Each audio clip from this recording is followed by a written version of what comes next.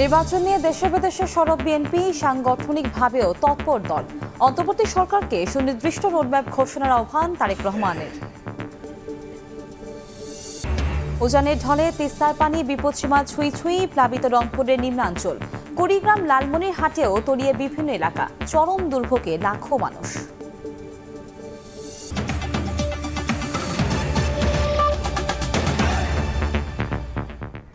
প্রবাসের সময় সঙ্গে আছি আমি কনক আজাদ। দেশ পরিচালনায় নির্বাচিত সরকারের কোনো বিকল্প নেই জানিয়ে বিএনপির ভারপ্রাপ্ত চেয়ারম্যান তারেক রহমান বলেছেন, অন্তর্বর্তী সরকারকে নির্বাচনের রোড ম্যাপ নির্ধারণ করতে হবে। ঝিনাইদহে দলটির সমাবেশে ভার্চুয়ালি যোগ দিয়ে কথা বলেন তিনি। এদিকে প্রয়োজনীয় রাষ্ট্র সংস্কার করে দ্রুত নির্বাচনের ব্যবস্থা করতে অন্তর্বর্তী সরকারকে আহ্বান জানিয়েছেন দলের মহাসচিব মির্জা ফখরুল ইসলাম আলমগীর।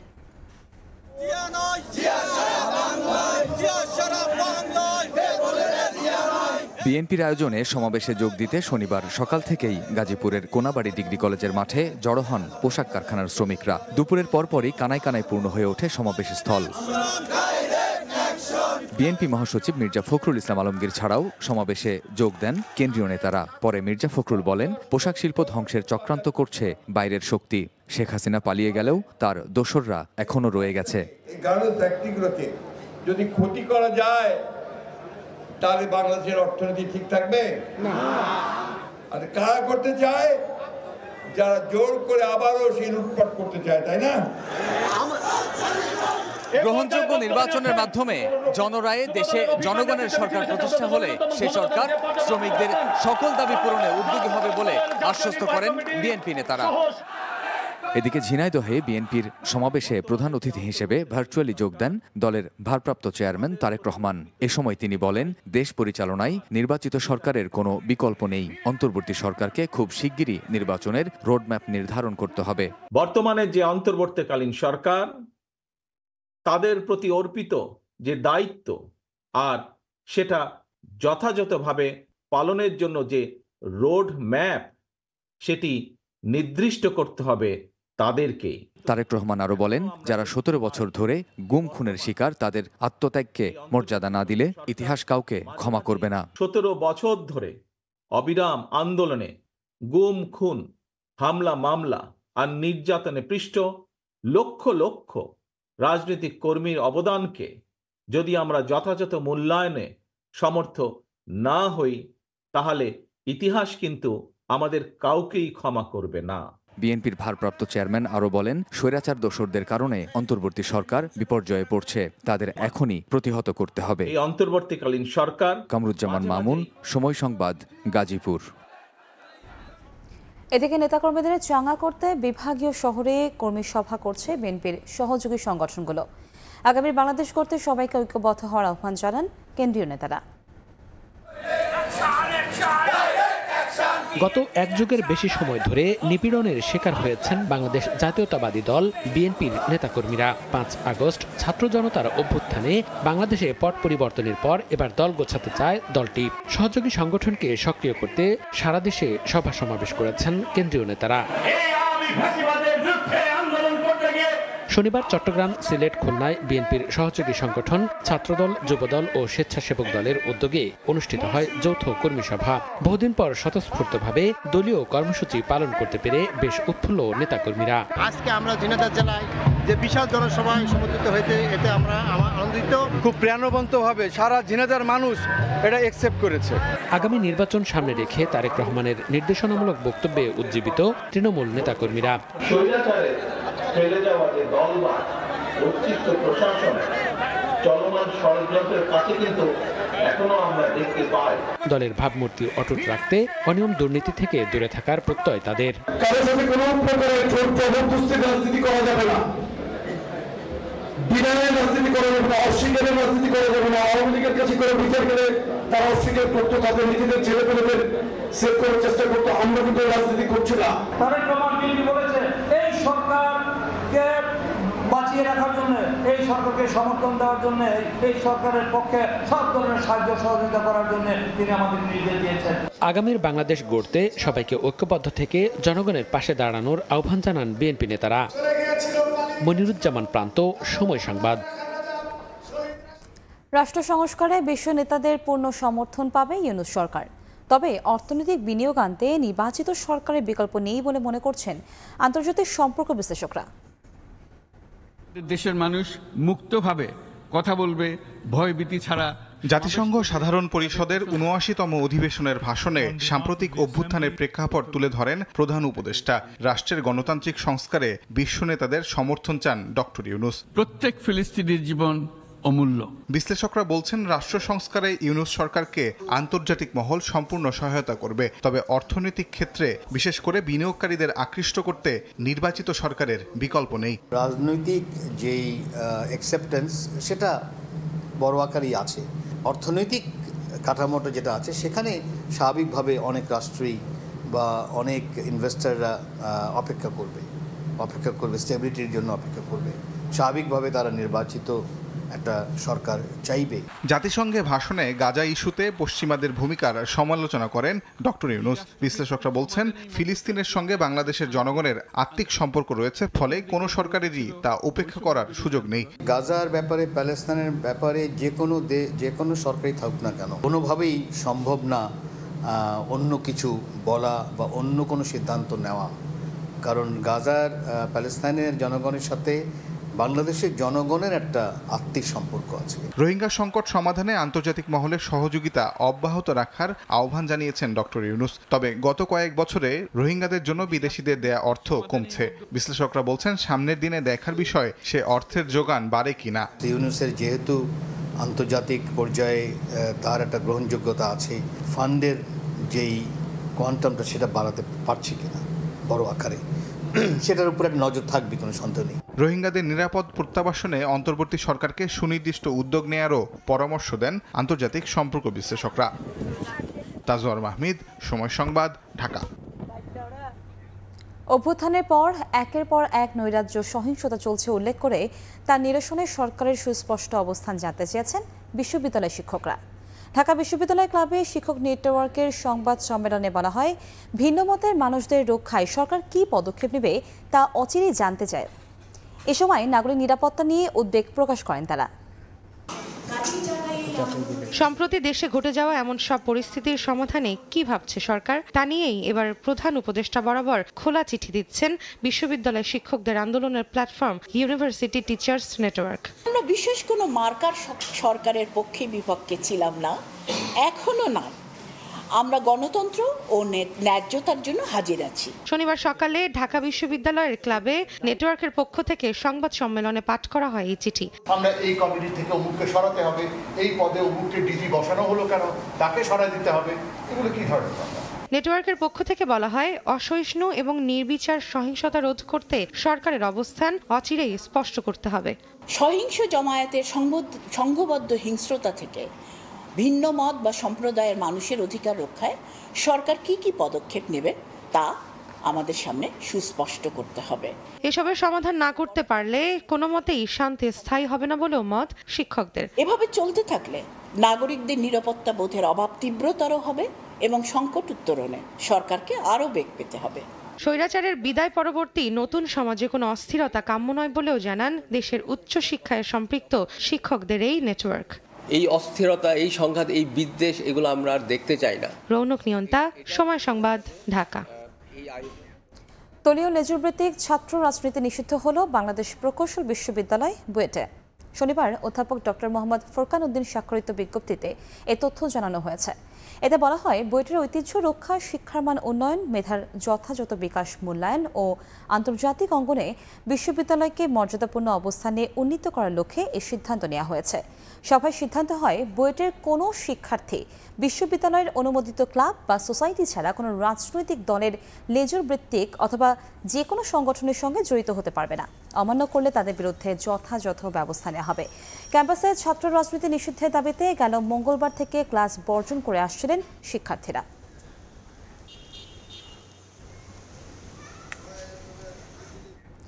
জুলাই আগস্ট গণ অভ্যুত্থানে শহীদদের নতুন তালিকা প্রকাশ করেছে বৈষম্য বিরোধী ছাত্র আন্দোলনের স্বাস্থ্য বিষয়ক উপকমিটি।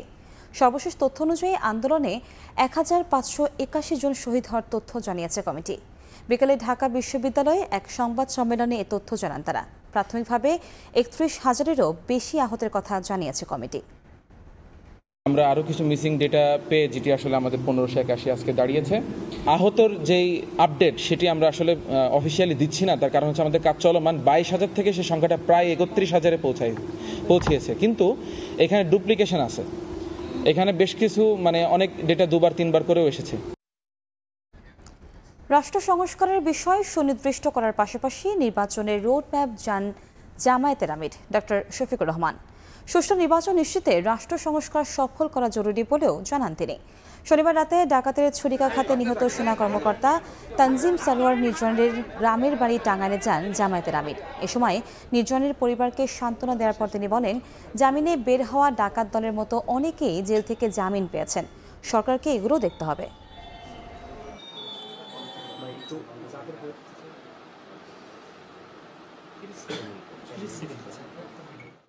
আমরা দুটি রোডম্যাপ চেয়েছি। একটা সংস্কারের জন্য সেই রোডম্যাপে নির্দিষ্ট হতে হবে যে কী কী বিষয়ে সংস্কার হবে এবং কতদিনের ভিতরে সংস্কার হবে। এই সংস্কারের রোডম্যাপটা যদি সাকসেসফুল হয় তাহলে পরবর্তীটা দেরি না করেই দিতে হবে নির্বাচনের রোডম্যাপ। কিন্তু প্রথমটা যদি সফল না হয় দ্বিতীয়টাও ব্যর্থ হবে। আমরা কোনো ব্যর্থ নির্বাচন চাচ্ছি না। ধরাছোঁয়ার বাইরে থাকা রাঘব বোয়াল অর্থ পাচারকারীদের টাকা দেশে ফেরাতে তৎপর সরকার। আইন বিশেষজ্ঞ ও ব্যবসায়ীরা বলছেন, ফেরানোর প্রক্রিয়া জটিল ও সময় সাপেক্ষ হলে অসম্ভব নয়। টাকা পাচারকারীদের শনাক্ত করে দ্রুত তাদের পাসপোর্ট বাতিলের পরামর্শ দিয়েছেন কেউ কেউ। দুর্নীতির অর্থ ও সম্পদ যেন কেউ উপভোগ করতে না পারে, সেজন্য তাদের ধরে এনে যাবজ্জীবন কারাদণ্ড নিশ্চিত করার পক্ষে মত আইনজীবীদের। আফজাল হোসেনের রিপোর্ট। দায়িত্ব নেওয়ার পর আর্থিক খাতের শৃঙ্খলা ফেরাতে নানা উদ্যোগ নিয়েছে অন্তর্বর্তী সরকার। পাচার হওয়া অর্থ ফেরাতে চলছে নানা তৎপরতা। যুক্তরাষ্ট্র, জাতিসংঘ, বিশ্বব্যাংক, FBI সহ বিভিন্ন সংস্থার সঙ্গে বৈঠকও করেছে দুদক এবং সংশ্লিষ্ট কর্তৃপক্ষ। বিগত সরকারের সময় এ নিয়ে যখন খুব একটা তৎপরতা ছিল না, তখন অন্তর্বর্তী সরকারের এমন পদক্ষেপকে ইতিবাচক হিসেবে দেখছেন আইন বিশেষজ্ঞরা। কিন্তু যে টাকা একবার দেশের গণ্ডি পেরোয় তাকে কি আর সহজে ফেরানো যায়? এ বিষয়ে অবশ্য আইনজীবীরা খুব একটা আশার আলো দেখছেন না। তারা বলছেন, আন্তর্জাতিক চুক্তি ও আইনের আলোকে অর্থ সম্পদ ফেরত আনার সুযোগ থাকলেও তা জটিল এবং সময় সাপেক্ষ। যেসব সন্দেহজনক ব্যক্তির টাকা আছে বলে সন্দেহ করা হচ্ছে, যে বিদেশে সেগুলো বাংলাদেশ গভর্নমেন্টের থেকে সেই টাকার চাওয়ার জন্য যথোপযুক্ত ওদের কনভেনশন অনুযায়ী যাদের কাছে রিকোয়েস্ট করা হবে তাদের কাছে যথাযথ নিয়মে রিকোয়েস্ট করা, তাদেরকে শনাক্ত করা, ব্যক্তিদের প্রপার্টিগুলোকে শনাক্ত করা, বাংলাদেশ গভর্নমেন্টকে জানানো। বাংলাদেশ গভর্নমেন্ট তখন তাদের যথোপযুক্ত এজেন্সির মাধ্যমে মামলাগুলো পরিচালনা করবে, রায় নেবে, রায় নিয়ে সেগুলোকে বিদেশের কাছে সেই রায়গুলো পাঠানোর পর বিদেশি কনভেনশনের যে রাষ্ট্র আছে সেই রাষ্ট্র এই জাজমেন্টগুলোকে এনফোর্স করে বিদেশে পাচারকৃত অর্থ বাংলাদেশে পাঠাবে। এই অর্থ একবার চলে গেলে তারা নিজেরা যদি নিজের অর্থ না আনে, সরকারকে সহযোগিতা করে সারেন্ডার না করে, তাহলে এটা আনাটা অত্যন্ত দুঃসাধ্য। তবে পাচারকারী ব্যক্তি এবং তার সম্পদের হদিশ মিললে তাদের পাসপোর্ট বাতিল করে দ্রুত অর্থ ফেরানো সম্ভব বলেও মনে করেন অনেকে। বাড়ি কিনছে, ঘর কিনছে, এগুলি হয়তো আনা সম্ভব হতে পারে, কিন্তু যদি ওনাকে আপনি ধরতে পারেন, তো উনিও যদি বিদেশে থাকে, সম্পদও বিদেশে, তাহলে কিভাবে আপনার সম্পদগুলো ফেরত আনবেন? কিছু আনা যাবে, কিন্তু বৃহদাংশ আনা এত সহজসাধ্য কাজ না আমি মনে করি। পাসপোর্ট যদি বাতিল হয়ে যায়, তাহলে ওই দেশে পলিটিক্যাল অ্যাজাইলাম না দিলে, আমাদের গভর্নমেন্ট যদি বলে যে তারা এই গ্রাউন্ডে they are wanted in this country, money laundering, murder, এদের দেশে ফিরিয়ে দাও। 5 আগস্ট আওয়ামী লীগ সরকারের পতনের পর 1.5 শতাধিক ব্যক্তির অর্থ পাচার এবং দুর্নীতির অনুসন্ধান শুরু হয়েছে। তবে গত 17 বছরে শুধু একজনের অর্থ ফেরত আনা এবং বিদেশে একজনের অর্থ জব্দ করতে পেরেছে দুদক।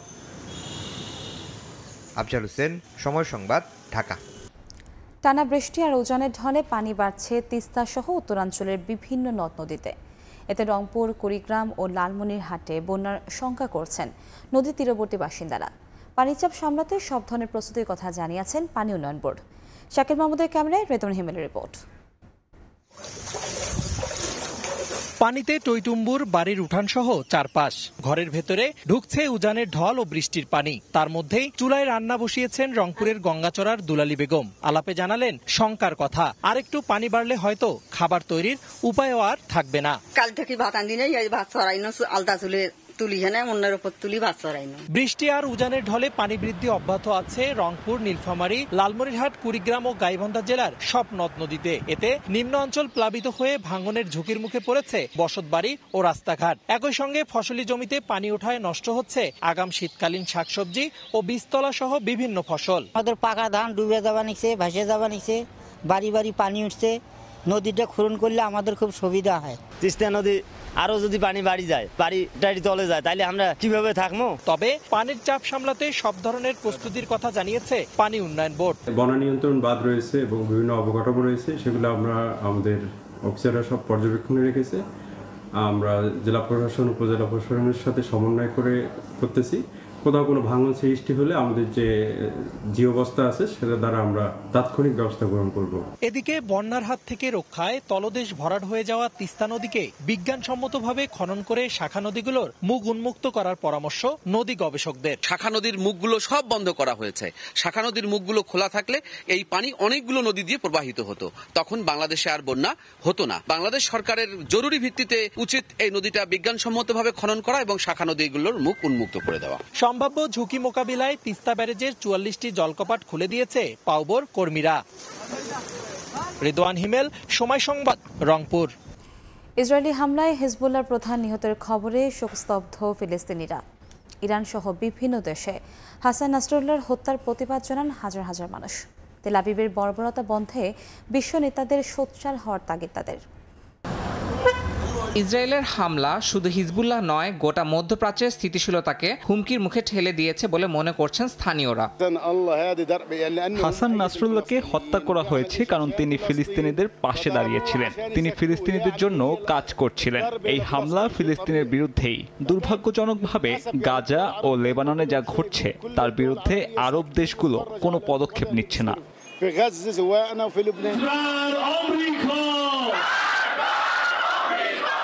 এছাড়া তেহরানে বৃষ্টির মধ্যেই হাজার হাজার মানুষ রাস্তায় নেমে আসে নাসরাল্লাহর হত্যার প্রতিবাদ জানাতে। ইরানের সর্বোচ্চ নেতা আয়াতুল্লাহ খামেনি মুসলিম বিশ্বকে আহ্বান জানান তারা যেন লেবানন ও হিজবুল্লাহর পাশে দাঁড়ায় এবং ইসরায়েলের বিরুদ্ধে প্রতিরোধ গড়ে তোলে। অবশ্যই আমরা খবরটি শুনে গভীরভাবে মর্মাহত হয়েছি, ঠিক যেমনটা আমরা জেনারেল সুলাইমানের মৃত্যুর খবর শুনে হয়েছিলাম। ইরানের প্রেসিডেন্ট এই হামলার জন্য যুক্তরাষ্ট্রকেও দায়ী করেছেন। ইয়াসিন মোহাম্মদ জিসান, সময় সংবাদ। একজন সবজি বিক্রেতার ছেলে হয়ে ওঠেন ইসরায়েলদের জম। মাত্র 15 বছর বয়সে রাজনীতি আর আন্দোলনের মাঠে নামেন হাসান নাসরুল্লাহ, আর 32 বছর বয়সে হন হিজবুল্লাহ প্রধান। কিশোর বয়স থেকেই ইসরায়েলিদের ভয়ের কারণ হিসেবে আবির্ভাব হয় এক মুসলিম নেতার। সবজি বিক্রেতার সন্তান থেকে এতটা সফল নেতা কিভাবে হলেন? ইসরায়েলের জম, লেবাননের সশস্ত্র গোষ্ঠী হিজবুল্লাহ প্রধান শেখ হাসান নাসরাল্লাহর নাম শুনলেও জায়নবাদীদের কাঁপন ধরে কেন? 1960 সালে লেবাননের রাজধানী বৈরুতের বুর্জ হামুদ এলাকায় আব্দুল করিমের ঘরে জন্ম নেন এই নেতা। লেবাননের গৃহযুদ্ধ শুরু হওয়ার পর মাত্র 15 বছর বয়সে 1975 সালে যোগ দেন শিয়া মুভমেন্টে। 1982 সালে আরও কয়েকজনের সঙ্গে দলটি থেকে বেরিয়ে যান তিনি। এরপরে প্রতিষ্ঠিত হয় ইসলামিক আমাল। এক পর্যায়ে এটি সশস্ত্র হিজবুল্লাহ সংগঠনের রূপ নেয়, আর হিজবুল্লাহর প্রধান হন হাসান নাসরাল্লাহ। হিজবুল্লাহ প্রধানের দায়িত্ব গ্রহণের পর তার প্রথম মিশন ছিল মুসাবি হত্যার প্রতিশোধ। মাঝে মধ্যেই ইসরায়েলের অভ্যন্তর ও দখলকৃত গোলান মালভূমি এলাকায় রকেট হামলা চালায় হিজবুল্লাহ। রাজধানীর যাত্রাবাড়িতে ডিবি পরিচয়ে তুলে নিয়ে যুবককে আটকে রেখে দাবি করা হয় মুক্তিপণ। অভিযোগ পাওয়ার 24 ঘন্টার মধ্যেই ভুক্তভোগীকে অপহরণকারীদের হাত থেকে উদ্ধার করে গোয়েন্দা পুলিশ। অস্ত্রসহ 7 জনকে গ্রেফতারের পর পুলিশ জানিয়েছে ভয়ঙ্কর এক অপহরণ চক্রের সদস্য এরা। গত 27 সেপ্টেম্বর যাত্রাবাড়ি ফ্লাইওভারের নিচে জাকারিয়ার মোটরসাইকেল আটকান আইন শৃঙ্খলা বাহিনীর সদস্য পরিচয়ে কয়েকজন। অস্ত্র ও বেশ কয়েকটি হত্যা মামলায় সম্পৃক্ততা থাকার অভিযোগে গ্রেফতারও করা হয় তাকে। জব্দ করা হয় motorcycle.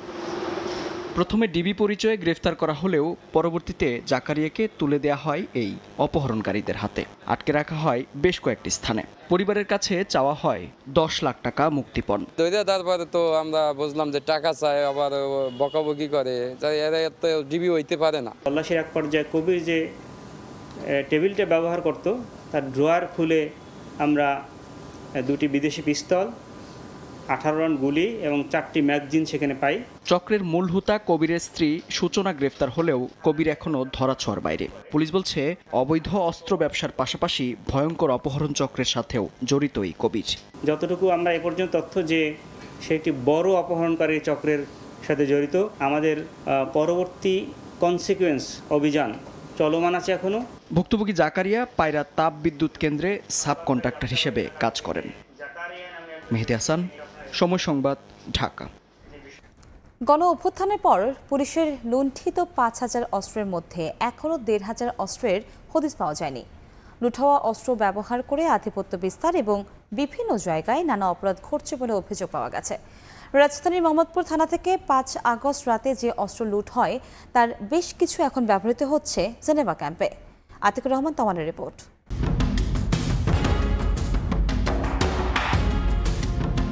Mohammadpur Geneva camp.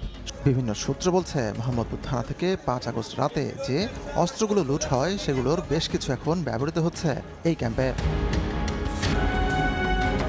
Mohammadpur থানার ওসি বলছেন বিহারি ক্যাম্পেও অভিযান করবেন তারা। আমরা একটা অভিযান চালাবো ইনশাল্লাহ। কথাবার্তা উচ্চ পর্যায়ে কথাবার্তা চলতেছে। এটা তাহলে হায়ার অথরিটির বিষয়, ওনারা সিদ্ধান্ত নিলে পরে আমরা যে কোনো মুক্ত অভিযান চালাবো। সম্প্রতি এই ক্যাম্পে যায় সময় সংবাদ। যে সময় সাধারণ বাসিন্দারা ক্যামেরা নিয়ে ক্যাম্পে না ঢোকার পরামর্শ দেন। গোলাগুলি কারা করছে সে বিষয়ে সব জানলেও ক্যামেরায় কথা বলতে ভয়। তবে তারা বলছেন দিন কাটছে আতঙ্কে, নিরাপত্তাহীনতায়। এখন হইতাছে কোপাকপি, যে যারে পাইতাছে পুরো ডেলি কোপাকপি করতেছে। শেখ হাসিনা যাওয়ার আগে বেশি ছিল নাকি পরে বেশি হয়েছে? থাকতে যেভাবে ছিল যাওয়ার পরে আর বেশি। পুলিশ সদর দফতরের তথ্য হলো 5 আগস্টের আগে পরে গোটা দেশে পুলিশের 5,500-এর বেশি অস্ত্র লুট হয়, যার মধ্যে এখন পর্যন্ত 4000 উদ্ধার হয়েছে। উদ্ধার করতে না পারা অস্ত্রের সংখ্যা 1,500-এর বেশি। লুট হওয়া বিভিন্ন ধরনের গুলির সংখ্যা অন্তত 7 লাখ, যার মধ্যে এখনও অর্ধেকও উদ্ধার করা যায়নি। তো যৌথ অভিযান পরিচালিত হয়েছে বাহিনী সমূহের মধ্যে একটি সুসমন্বয়ের মাধ্যমে এই অভিযানটি পরিচালিত হচ্ছে এবং কর্তৃপক্ষ অর্থাৎ সরকার যতদিন মনে করবেন যে এই অভিযানটি পরিচালনা করতে হবে বা সেটি পরিচালনা করা প্রয়োজন রয়েছে সে পর্যন্ত এই অভিযানটি অব্যাহত থাকবে। গোটা দেশে 4 তারিখ থেকে যে অভিযান চলছে সেই অভিযানে বেশ কিছু অস্ত্র উদ্ধার হয়েছে, কিন্তু অভিযোগ আছে জেনেভা ক্যাম্পের মতো বহু জায়গায় এখনো অভিযান করেনি আইন শৃঙ্খলা বাহিনী। আতিকুর রহমান তামাল, সময় সংবাদ, ঢাকা। আঞ্চলিক শান্তি ও স্থিতিশীলতা রক্ষায় আসিয়ানের দেশগুলো একসঙ্গে কাজ করবে বলে আশা প্রকাশ করেছেন সেনাপ্রধান জেনারেল ওয়াকারুজ্জামান। সকালে কর্মিটালা গলফ ক্লাবে আসিয়ান ঢাকা কমিটির বৃক্ষরোপণ কর্মসূচির উদ্বোধনী অনুষ্ঠানে তিনি কথা বলেন। পরিবেশ রক্ষায় আসিয়ানভুক্ত দেশগুলো একসঙ্গে কাজ করবে বলেও আশা প্রকাশ করেন সেনাপ্রধান। বলেন, বৈশ্বিক উষ্ণতা কমাতে বৃক্ষরোপণের বিকল্প নেই।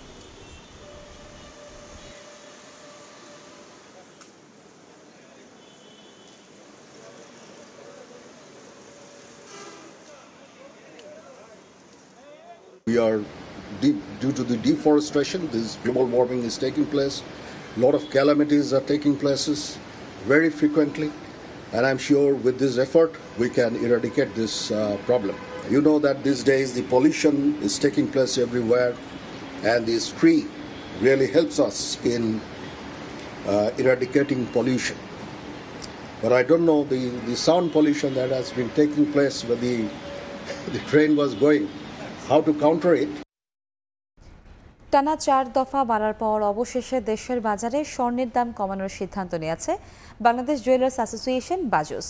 শনিবার সন্ধ্যায় এক বিজ্ঞপ্তিতে বাজুস জানিয়েছে, ভরিতে 1259 টাকা কমিয়ে 22 ক্যারেটের প্রতি ভরি স্বর্ণের দাম নির্ধারণ করা হয়েছে 1,37,449 টাকা, যা কার্যকর হবে রোববার থেকে। এছাড়া 21 ক্যারেটের প্রতি ভরি 1,31,197 টাকা 18 ক্যারেটের প্রতি ভরি 1,12,453 টাকা এবং সনাতন পদ্ধতির প্রতি ভরি স্বর্ণের দাম 92,286 টাকা নির্ধারণ করেছে সংগঠনটি। এবছর এখন পর্যন্ত দেশের বাজারে 42 বার স্বর্ণের দাম সমন্বয় করা হয়েছে, যেখানে 25 বার বেড়েছে আর কমানো হয়েছে 17 বার।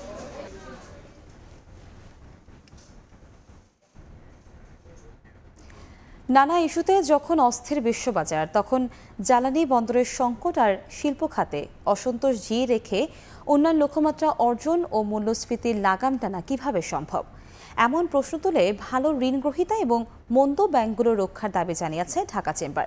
এদিকে নিয়ন্ত্রণহীন মূল্যস্ফীতিকে বাগে আনতে জিডিপি প্রবৃদ্ধি 5% হলেই তাকে সাফল্য হিসেবে দেখতে চায় বাংলাদেশ ব্যাংক।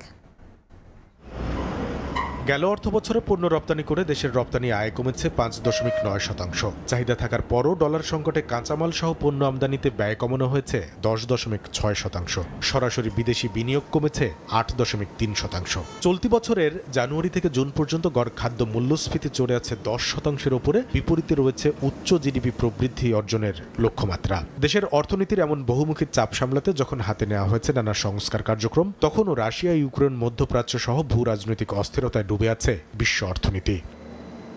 এমন পরিস্থিতিতে ব্যক্তি খাতে ভর করে কিভাবে এগিয়ে নিয়ে যায় বাংলাদেশের উন্নয়নকে, সেই পথ বের করতেই শনিবার মতিঝিলে ঢাকা চেম্বারের সভাকক্ষে আয়োজন করা হয় একটি সেমিনারের, যেখানে বলা হয় শিল্প খাতে অসন্তোষ জিইয়ে রেখে উন্নয়নের কাঙ্ক্ষিত লক্ষ্য অর্জন করা সম্ভব নয়। ইন্ডাস্ট্রিয়াল বেল্টে বড় ধরনের শ্রমিক অসন্তোষ তৈরি হয়েছে। ইন্ডাস্ট্রিয়াল প্রোডাকশন যদি মেনটেন করা না যায় তাহলে এক্সপোর্ট করা সম্ভব হবে না।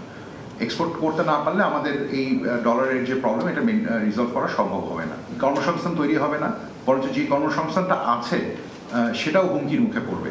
এ সময় যেসব তথ্যের ভিত্তিতে দেশের মোট জনসংখ্যা, মাথাপিছু আয়ের হিসাব কষে সাজানো হয়েছে উন্নয়ন পরিকল্পনা, তা কতটুকু সঠিক এমন প্রশ্ন তোলেন শ্বেতপত্র প্রণয়ন কমিটির সদস্য অর্থনীতিবিদ এম আবু ইউসুফ। যেই পপুলেশনের উপর ভিত্তি করে আপনি বলছেন 16,98,00,000, তার উপর ভিত্তি করে কিন্তু আপনি সব প্রজেকশন করছেন।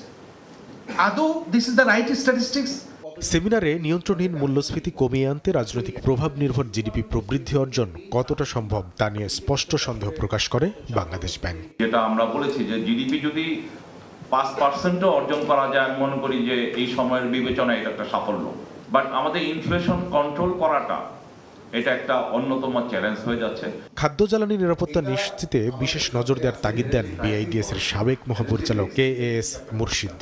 Food security is a basic fundamental area যেখানে আমাদের we need to continue to invest. Energy pricing policy, energy mix and energy pricing policy. Pricing policy is a total mess.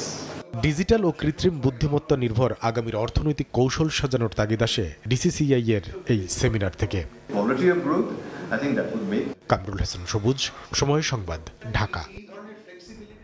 সাগরে জাল ফেলে মিলছে না সামুদ্রিক মাছ, কিছুদিন পর বৈরী আবহাওয়ায় মাছ শিকার না করে ফিরতে হচ্ছে উপকূলে।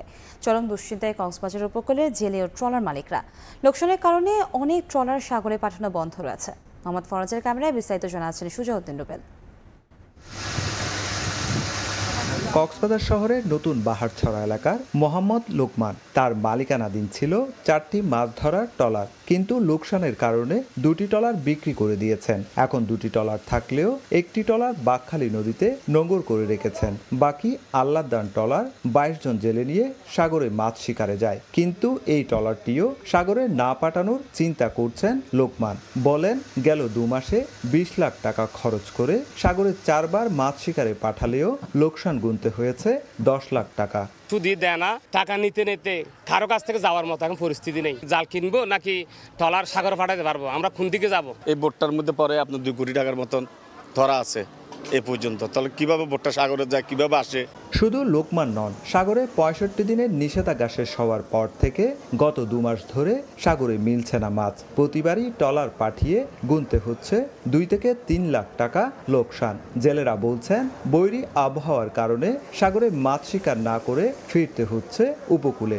সাগরে ছিলাম 8 দিন, মাছ পাইছি মাত্র 30টা নিয়ে এখন সিঙ্গেল উঠছে, চলে আসি ঘাটে। ফিশিং করতে পারতেছি না, মাছ পাইতেছি না, কোম্পানি আমাদেরকে টাকা দিতে পারতেছে না, আমাদের সংসার চলতেছে না। মাছ ফাইলে কোম্পানি টাকা দেবে, মাছ না ফাইলে কোত্থেকে দেবে। এদিকে গত 13ই সেপ্টেম্বর বৈরী আবহাওয়ার কারণে বঙ্গোপসাগরে 10টির বেশি ট্রলার ডুবি হয়। এতে কক্সবাজার উপকূলে ভেসে আসা 5 জন জেলের মরদেহ উদ্ধার করা হয়। কক্সবাজারের নিবন্ধিত জেলের সংখ্যা প্রায় 65,000 আর নৌযান রয়েছে 6,000-এর বেশি। একদিকে বারবার বৈরী আবহাওয়া, অন্যদিকে সাগরে মাছের আকাল, তারপর অক্টোবর মাসে আবারও নিষেধাজ্ঞা। সবকিছু মিলিয়ে লোকসানের পর লোকসানে চরম দুশ্চিন্তায় জেলে ও ট্রলার মালিকরা। সুজাউদ্দিন রুবেল, সময় সংবাদ, কক্সবাজার। মালয়েশিয়ায় অবৈধভাবে বসবাসের অপরাধে 19 বাংলাদেশি সহ 91 জনকে আটক করেছে দেশটির পুলিশ। পাহাং রাজ্যের শিল্প এলাকার একটি কারখানায় অভিযান চালিয়ে সম্প্রতি তাদের আটক করা হয়। নিয়মিত ধরপাকড়ে আতঙ্ক ছড়িয়ে পড়েছে প্রবাসীদের মধ্যে। মালয়েশিয়া থেকে মোহাম্মদ আব্দুল কাদেরের রিপোর্ট। মালয়েশিয়ায় প্রতিনিয়ত চলছে অবৈধ অভিবাসী বিরোধী অভিযান। এরই ধারাবাহিকতায় স্থানীয় সময় বুধবার দুপুরে দেশটির পাহাং রাজ্যের কোয়ান্তানের গ্যাবেং শিল্প এলাকার একটি লোহার কারখানায় অভিযান চালায় অভিবাসন বিভাগ ও আইনশৃঙ্খলা বাহিনী। নতুন করে ধরপাকড়ের খবরে প্রবাসী বাংলাদেশিদের মধ্যে ছড়িয়ে পড়ে আতঙ্ক। পুলিশ এবং ইমিগ্রেশনে যেভাবে ধরপাকড় শুরু হয়েছে, সকল শ্রমিকেরা আতঙ্ক বিরাজ করছে প্রতিদিনই। মোহাম্মদ আব্দুল কাদের, সময় সংবাদ, কুয়ালালামপুর, মালয়েশিয়া। মালদ্বীপে পালিত হয়েছে বিশ্ব পর্যটন দিবস। ভ্রমণ পিপাসুদের জন্য দিনটি উপলক্ষে ব্যতিক্রমী উদ্যোগ নিয়েছে দেশটির marketing and public relations corporation. মালদ্বীপের প্রাকৃতিক সৌন্দর্য সংস্কৃতি বিশ্বের কাছে তুলে ধরতে আয়োজন করা হয়েছে প্রতিযোগিতা। 27 সেপ্টেম্বর থেকে শুরু হওয়া এই প্রতিযোগিতা চলবে আগামী 12 অক্টোবর পর্যন্ত। খন্দকার ওমর ফারুকের তথ্য, ছবিতে বিস্তারিত। বিশ্বে প্রাকৃতিক সৌন্দর্যে ভরপুর যে দেশগুলো রয়েছে তার মধ্যে মালদ্বীপ অন্যতম। সাদা বালি, স্বচ্ছ পানি আর প্রাণবন্ত সামুদ্রিক জীবনের দৃশ্য দেখতে পর্যটকদের পছন্দের তালিকার ওপরের দিকেই থাকে দেশটি। এই ড্রিম ডেস্টিনেশনে বিশ্বের বিভিন্ন দেশের মতো প্রতিদিনই হাজারো বাংলাদেশি পর্যটকও মালদ্বীপে ঘুরতে আসেন। এবার বিশ্ব পর্যটন দিবসে ব্যতিক্রমী উদ্যোগ নিয়েছে মালদ্বীপের marketing and public relations corporation. দেশটির প্রাকৃতিক সৌন্দর্য সংস্কৃতি বিশ্বের কাছে তুলে ধরতে আয়োজন করা হয়েছে #মালদ্বীপ মোমেন্টস 24 নামে এক প্রতিযোগিতার। পর্যটকরা মালদ্বীপে এসে নিজের ভ্রমণ অভিজ্ঞতা, ছবি, ভিডিও সামাজিক মাধ্যমে এই হ্যাশট্যাগের মাধ্যমে শেয়ার দিয়ে জিতে নিতে পারবেন রেডিসন ব্লু রিসোর্টে 4 রাত সম্পূর্ণ ফ্রি থাকার সুযোগ। এতে অংশ নিতে আগ্রহ প্রকাশ করেছেন মালদ্বীপে ভ্রমণে আসা বহু বাংলাদেশি পর্যটক। এছাড়া দেশটি ভ্রমণে আসতে চাওয়া পর্যটকদেরও এই প্রতিযোগিতায় অংশ নেওয়ার আহ্বান জানিয়েছেন প্রবাসীরা। বিশ্ব পর্যটন দিবস উপলক্ষে তার একটা অফার দিয়েছে। অফারটা আসলে খুবই আকর্ষণীয়। 4 দিন থাকা এবং ফ্রি এয়ার ফেয়ার রয়েছে। এটা একটা ভালো বিষয়। এটা আসলেই খুবই দারুণ একটা সুযোগ। যারা ভ্রমণ পিপাসু, ভ্রমণ করতে চায় দেশ বিদেশে, তারা এখনই মালদ্বীপে আসতে পারে, এই কন্টেস্টে অংশ নিতে পারে। তাহলে তারা তাদের এই ভ্রমণের সাথে আরও 4 দিন এক্সট্রা একটা সুযোগ পেয়ে যাবে। 27 সেপ্টেম্বর থেকে শুরু হওয়া এই প্রতিযোগিতা চলবে আগামী 12 অক্টোবর পর্যন্ত। সময় সংবাদ, মালদ্বীপ। বৃষ্টিতে কানপুরের টেস্টের দ্বিতীয় দিনের পুরোটা ভেস্তে যাওয়ায় হতাশ টাইগার অধিনায়ক নাজমুল হোসেন শান্ত। তৃতীয় দিনে খেলা শুরু হলে পিচ দীর্ঘ সময় কভারে ঢাকা থাকায় ব্যাটসম্যানদের চ্যালেঞ্জের কথা মনে করিয়ে দিলেন তিনি। শান্তর মতে কানপুরের টেস্টে ভালো অবস্থানে আছে বাংলাদেশ। মুশফিক সাকিবদের কাছে যান বড় পার্টনারশিপ। মাহবুব রিমনের রিপোর্ট। গ্রিন পার্কে সব চেষ্টাই ব্যর্থ। বৃষ্টির বাগড়ায় হোটেলবন্দি ক্রিকেটারদের একদিনের ছুটি। সাকিব রোহিতরা মাঠে আসলেন ঠিকই, তবে দ্রুতই ফিরে যান টিম হোটেলে। জয় হার তো পরের আলোচ্য, আগে ম্যাচ মাঠে গড়ানো চাই। সারাদিন অপেক্ষার পর সেই খেলা না হওয়ায় যার পর্নাই হতাশ গোটা দল। টাইগার অধিনায়কও লুকাননি তার আক্ষেপ। অনেক কষ্ট করে খেলাটা শুরু হলো, কিছুক্ষণ খেলাও হলো, তারপরে আবার বন্ধ হয়ে গেল। আজকে সারাদিনই খেলা হয়নি। So overall as a player অবশ্যই এটা ফ্রাস্ট্রেটিং, বাট আসলে কিছু করারও নাই, এটা আসলে আমাদের কন্ট্রোলেও নাই, বাট খেলা হলে ভালো লাগতো। এখন পর্যন্ত প্রথম দিন যে 35 ওভার খেলা হয়েছে তাতে বাংলাদেশ ভারত সমানে সমান। তবে টাইগারদের পক্ষে সেই পাল্লা ভারী করতে বাকি ব্যাটসম্যানদের কাছে বড় পার্টনারশিপ চাওয়া শান্তর। একটা উইকেট আমাদের বেশি পড়েছে। আমরা ব্যাটিংয়ে যে অবস্থায় আছি, স্টার্টটাও ভালো হয়েছিল, বাট আমি বলবো না যে খুব খারাপ অবস্থানে আছে, যে উইকেট আমরা খেলছি। সো এখন আমাদের অনেকগুলো ব্যাটসম্যান আছে, এখান থেকে যদি দুইটা বড় পার্টনারশিপ হয় ভালো অবস্থানে যাব। তবে সেখানে যে চ্যালেঞ্জগুলো আছে তাও মনে করিয়ে দিলেন টাইগার কাপ্তান। বৃষ্টি শেষে খেলা শুরু হলে উইকেট চলে যেতে পারে বোলারদের পক্ষে। উইকেট ভালোই ছিল, আমার মনে হয় চ্যালেঞ্জ এখানে যে জিনিসটা বেশি, বৃষ্টিতে অন অ্যান্ড অফ একটা খেলা হচ্ছে, কারণ লম্বা সময় ধরে খেলা হচ্ছে না, যে কোনো সময় বৃষ্টির একটা বাধা থাকেই। সো এটা মাথায় নিয়ে ব্যাটসম্যানরা ব্যাটিং করছে, যেটা একটা ডিফিকাল্ট ব্যাপার। বাট তাছাড়া আমি বলবো যে উইকেট সোফার ভালোই ছিল, বাট আমাদের সামনে হয়তো ডে 3, ডে 4 যেহেতু বৃষ্টি ওইরকম রোদও পাচ্ছে না, সো সেক্ষেত্রে উইকেটটা কতটুকু চ্যালেঞ্জিং হবে আসলে যখন নেক্সট ডেতে খেলাটা শুরু হবে তখন বোঝা যাবে। বিদেশের মাটিতে সাকিবের শেষ টেস্ট বলেই কানপুরে ইতিবাচক কিছু করতে চায় বাংলাদেশ, কিন্তু প্রশ্ন, বৃষ্টি তা করার সুযোগ দেবে তো? মাহবুব রিমন, সময় সংবাদ, কানপুর, ভারত। ভারতের বিপক্ষে 3 ম্যাচে টি-20 সিরিজ দিয়ে সাকিব পরবর্তী যুগে পা রাখতে যাচ্ছে টাইগার ক্রিকেট। বিশ্বসেরা অলরাউন্ডারের শূন্যতা পূরণে 1.5 বছর পর এই ফর্মেটে ফেরানো হচ্ছে মেহেদী হাসান মিরাজকে। বিশ্বকাপ ব্যর্থতায় তানজিদ তামিমের জায়গায় ওপেনিং পজিশনে লিটনের সঙ্গী হবেন পারভেজ ইমন। তানভীর ইসলামের ইনজুরিতে প্রথমবারের মতো মূল দলে ডাক পাচ্ছেন রকিবুল হাসান, বাদ যাচ্ছেন সৌম্য সরকার। রোববার ঘোষণা করা হবে 15 দলের সদস্য। ম্যাচ সিনারিও, ফিটনেস ক্যাম্পের পর প্রস্তুতি ম্যাচ। ভারত সিরিজকে সামনে রেখে সর্বোচ্চ প্রস্তুতি নিয়েছে সাদা বলের স্কোয়াড। সবশেষ টি-20 বিশ্বকাপের স্কোয়াডে পরিবর্তন আসাটাই অবধারিত। সাকিব পরবর্তী যুগে পা রাখবে বাংলাদেশ। মিডল অর্ডারে ব্যাটিং শক্তিমত্তা বাড়ানোর পাশাপাশি স্কোয়াডে রাখতে হবে একজন বাড়তি স্পিনার। 1-এর ভেতর 2-এর শূন্যতা পূরণে 1.5 বছর পর আবারও ফেরানো হচ্ছে মেহেদী হাসান মিরাজকে। টেস্ট স্কোয়াডের গুরুত্বপূর্ণ অংশ হওয়ায় সাদা বলের ক্যাম্পে ছিলেন না মিরাজ। আন্তর্জাতিক টি-20তে শেষবার দেশের জার্সি গায়ে চাপিয়েছেন গত বছরের জুলাইয়ে আফগানিস্তান সিরিজে। ভারতের বিপক্ষে তার প্রত্যাবর্তনের মঞ্চ তৈরি করে দিলেন সাকিব আল হাসান। ভারতের বিপক্ষে ওপেনিং পজিশনেও এক্সপেরিমেন্ট করতে যাচ্ছে টিম ম্যানেজমেন্ট। ব্যর্থ বিশ্বকাপ কাটানো ওপেনার তানজিদ তামিম কাটা পড়তে যাচ্ছেন। এইচপির পর প্রস্তুতি ক্যাম্পে পারফরমেন্সের কারণে দলের প্রথম পছন্দ পারভেজ ইমন। জিসান আলমকে নিয়ে সাম্প্রতিক সময়ে আলোচনা জোরালো হলেও আপাতত অপেক্ষা বাড়ছে 19 বছর বয়সী এই টপ অর্ডারের। কারণটা মূলত লেফট রাইট কম্বিনেশন। ডানহাতি লিটনের সঙ্গী, তাই বাঁহাতি ইমন।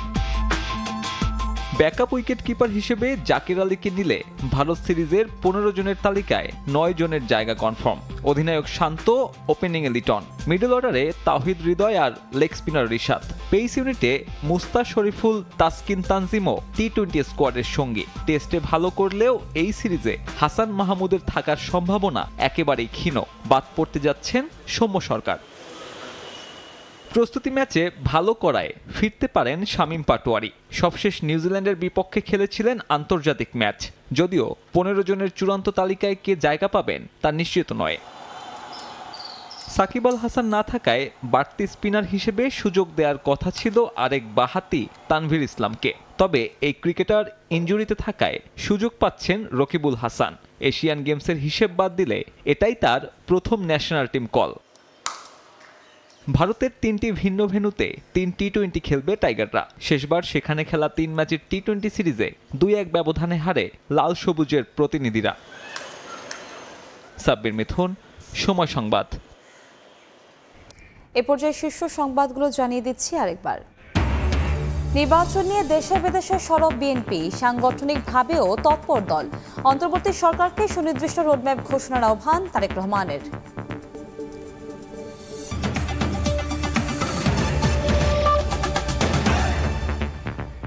এ ছিল প্রবাসের সময়, সঙ্গেই থাকুন সময়ের।